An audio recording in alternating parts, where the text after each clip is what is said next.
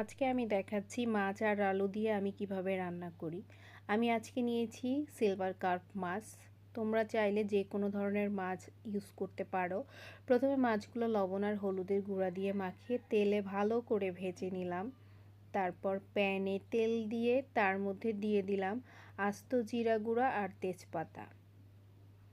পরে দিয়ে দিলাম আদা আর পেঁয়াজ রসুন বাটা। আদা আর পেঁয়াজ রসুন বাটাটা কিছুক্ষণ নেড়ে চেড়ে তার ভিতরে দিয়ে দিলাম লবণ, হলুদের গুঁড়া, মরিচের গুঁড়া,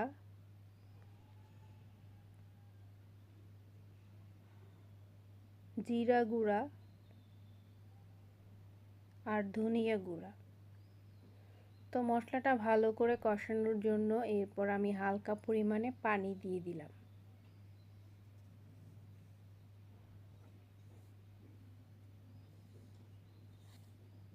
মশলা রেডি হওয়ার পরে আমি দিয়ে দিলাম আলু এবং কিছুক্ষণ পরে তার ভিতরে মাছ দিয়ে পানি দিয়ে দিলাম।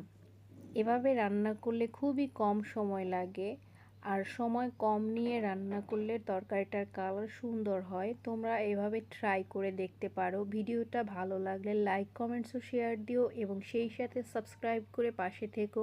Thank you everyone.